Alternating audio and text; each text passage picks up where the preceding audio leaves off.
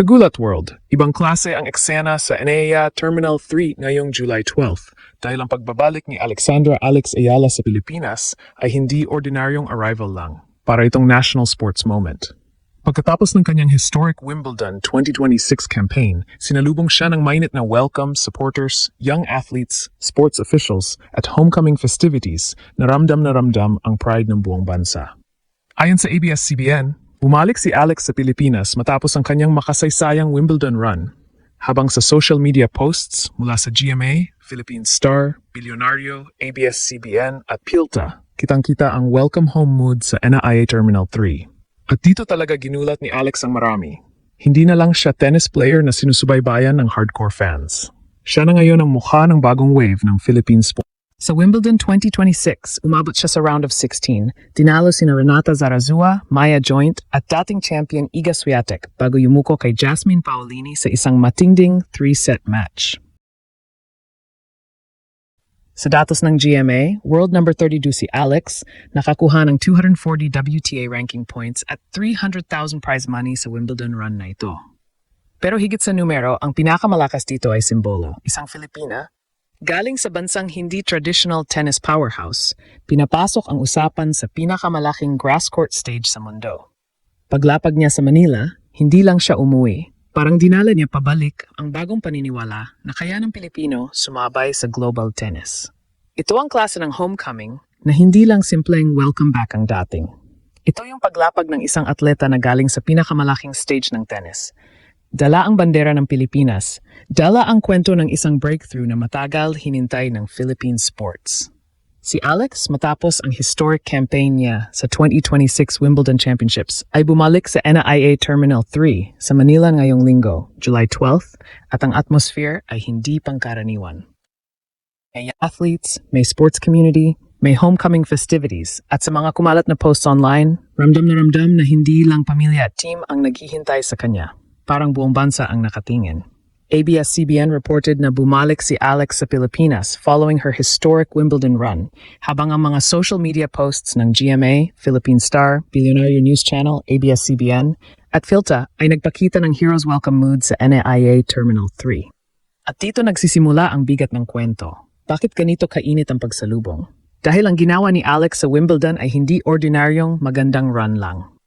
Sa report ng GMA, naging unang Filipina si Alex na umabot sa round of 16 sa Wimbledon at ang ruta niya papunta doon ay punong-puno ng resibo.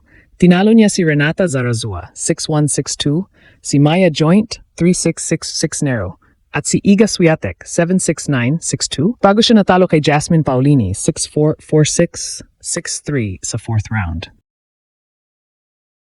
Hindi ito basta nakalusot lang. Ito ay campaign na may upset, may composure, may mental toughness, at may statement win laban sa isang pangalan na matagal nang nasa elite level ng women's tennis. Kaya noong nakita si Alex na all smile sa airport, hindi lang yun ngiti ng pagod na atleta. Yun ang ngiti ng isang player na alam niyang may nabago. Dati, kapag pinag-usapan ng tennis sa Pilipinas, parang niche sport. May fans, may players, may history, pero hindi palaging laman ng mainstream conversations.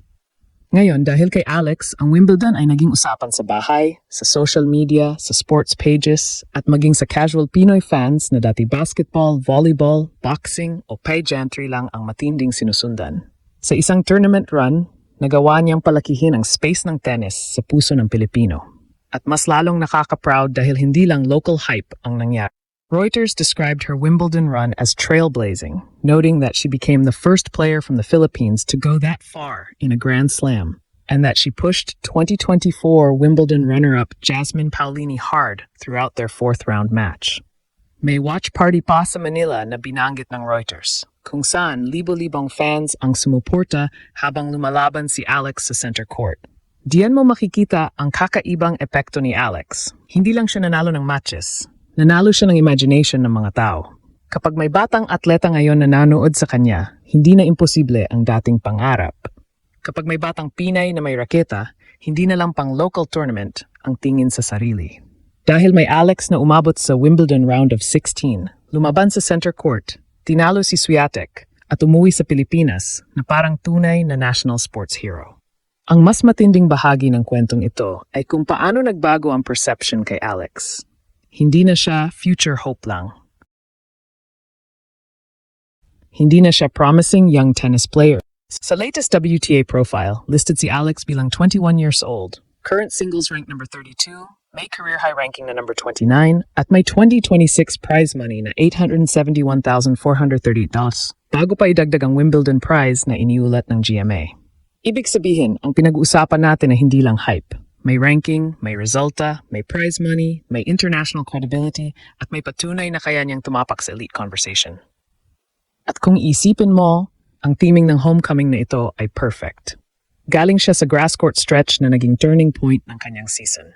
Birmingham WTA 1D5 champion, Berlin semifinalist, at Wimbledon round of 16. Sa isang buwan, parang biglang lumawak ang mundo ni Alex. Ang dating pressure na kailan siya magbe-breakthrough sa slam ay napalitan ng bagong tanong. Hanggang saan pa kaya niya ito madadala? Dahil ang Wimbledon run niya ay hindi fluke. Ayon sa WTA story, bago ang Wimbledon, mayroon na siyang strong recent record, kabilang ang Birmingham title at Eastbourne final. At lalo niyang pinatunayan na kaya niyang lumaban sa pinakamalalaking pangalan sa tour. Pero ang pinaka-powerful talaga dito ay ang emotional connection. Sa Guardian, tinawag siyang already a massive star at fan favorite at binanggit pa na highlights ng kanyang win over Iga Swiatek sa Wimbledon YouTube channel ay umabot ng 1.2 million views. Mas mataas pa kaysa ibang marquee names sa panahong iyon.